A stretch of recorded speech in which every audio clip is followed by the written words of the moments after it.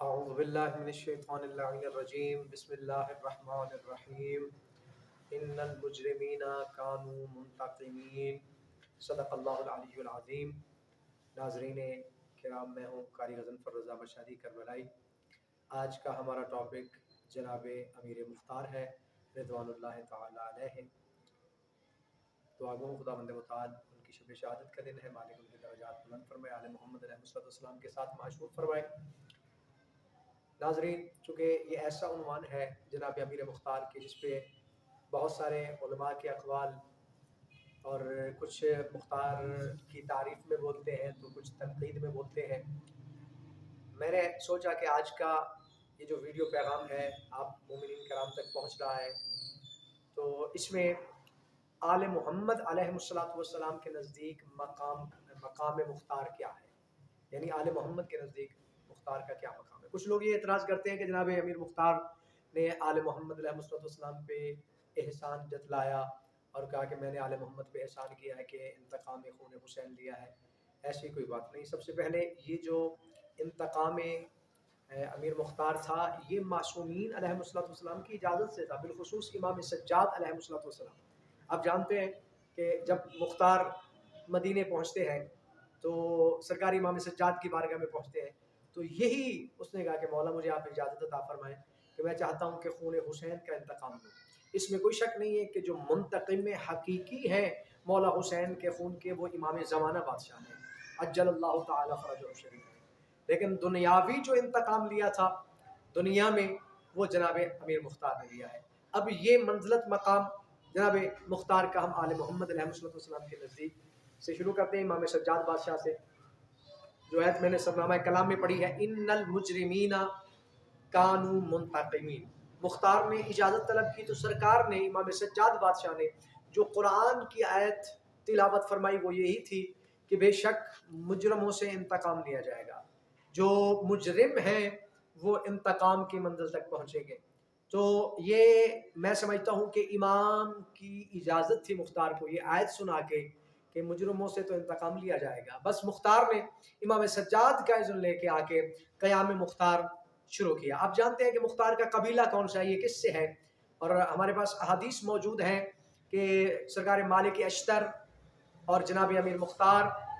اور بھی سرکار کے اصحابی ہیں، یہ ان کا تعلق قبیلہ مدحج سے ہے، اور اس قبیلہ مدحج کے بارے میں پاک رسول اللہ کی حدیث ہے، اِنَّا اکثر القبائل فی الجنت مدحج، کہ جنت میں جو اکثر قبیلے ہیں،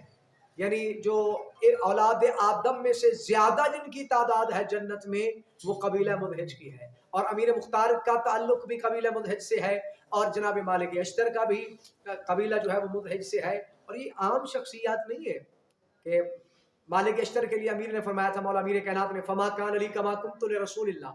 کہ مالک اشتر کا میرے نزدیک مقام ایسے ہے جیسے میرا رسول اللہ کے نزدیک تھا۔ اسی طرح امیر مختار امام سجاد کے زمانے میں تھے،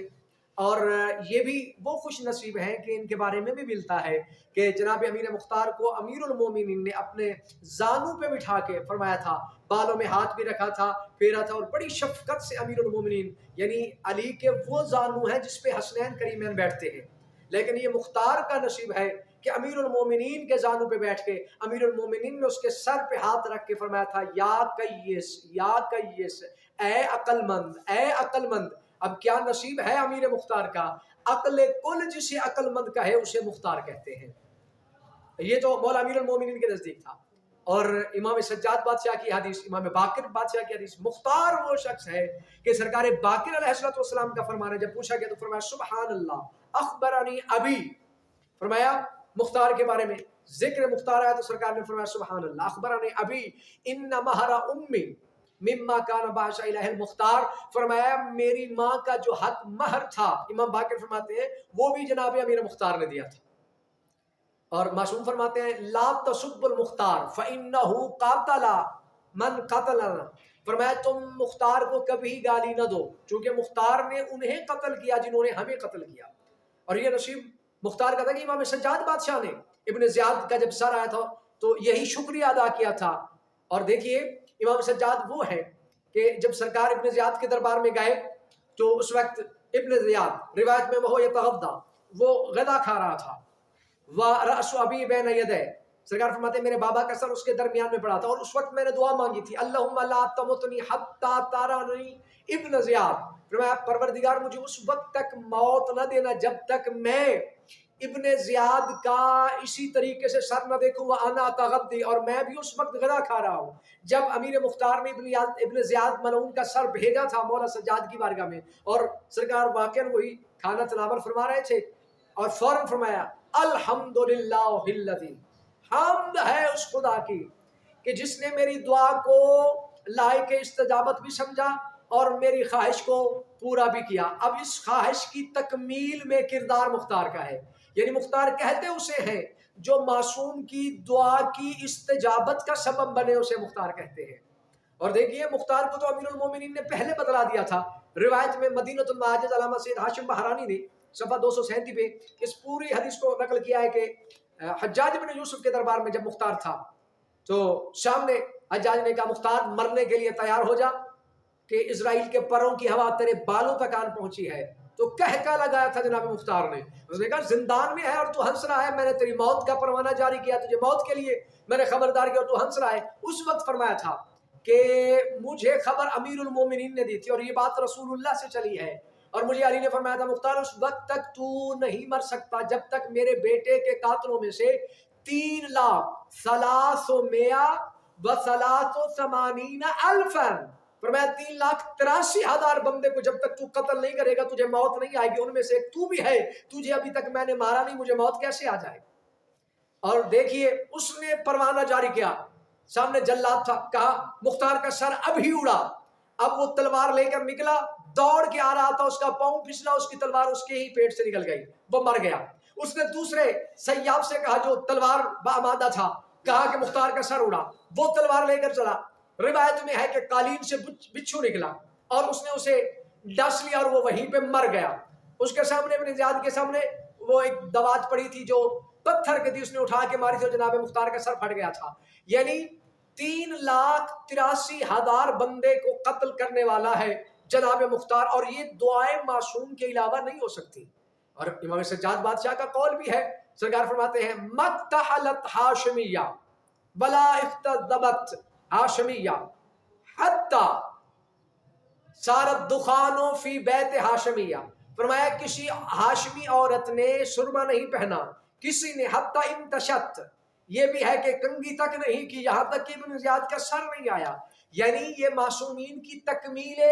دعا کا نام مختار تھا۔ یعنی مختار کی وجہ سے ہاشمی عورتوں نے اپنے سروں میں کنگھی بھی کی اور اپنے گھر میں دخان بھی یعنی خوشبو بھی جاری کی، یہ سارا مختار کی وجہ سے تھا۔ اور معصوم یہی فرماتے ہیں کہ وَزَوَّجَ أَرَامِلَنَا، ہماری بیواؤں کی شادی کی کس نے؟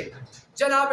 امیر مختار نے۔ تو یہ بھی سبب امیر مختار بنا جب ابن زیاد کا سر آیا۔ اور کیا کمال تھی ذات مختار میں کہ جوتی کے ساتھ اس کے ناک پہ جوتی کے ساتھ رگڑ دے کے اور یوں مسل کے کہا ذُق